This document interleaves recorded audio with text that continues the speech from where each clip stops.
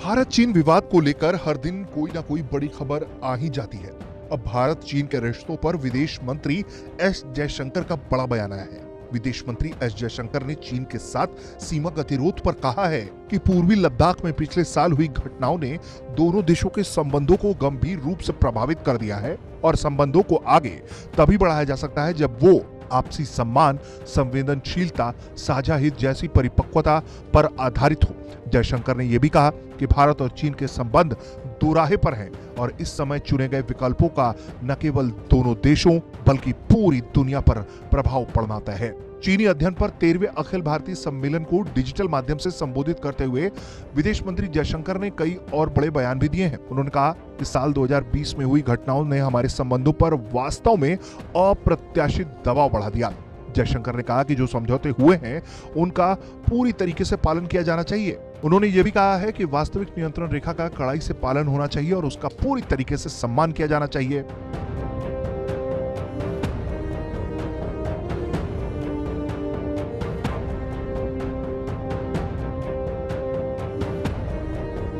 विदेश मंत्री ने दो टूक अंदाज में कहा है कि यथास्थिति को बदलने का कोई भी एक तरफा कोशिश मंजूर नहीं की जा सकती। चीन ने न सिर्फ सैनिकों की संख्या को कम करने की प्रतिबद्धता का अनादर किया बल्कि शांति भंग करने की भी इच्छा दिखा दी है। जयशंकर ने कहा है कि हमें चीन के रुख में बदलाव और सीमाई इलाकों में बड़ी संख्या में सैनिकों की तैनाती पर अब कोई भी विश्वसनीय स्पष्टीकरण नहीं मिला है।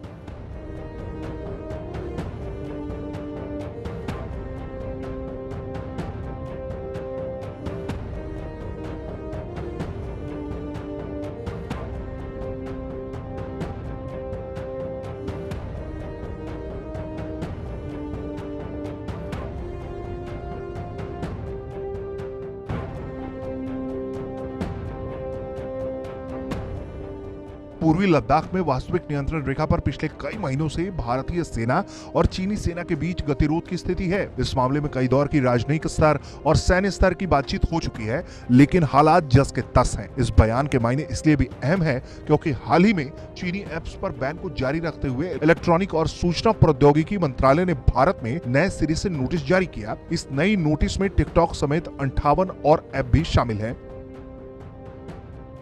भारत सरकार इन कंपनियों द्वारा दिए गए स्पष्टीकरण से खुश नहीं है और इसलिए इन 59 ऐप्स पर स्थायी रूप से प्रतिबंध लगाने की तैयारी कर चुकी है और प्रतिबंध से जुड़ी नोटिस कुछ दिनों पहले इन कंपनियों को जारी कर दी गई, जिसके बाद चीन लगातार वर्ल्ड ट्रेड ऑर्गेनाइजेशन की दुहाई देकर रो रहा है।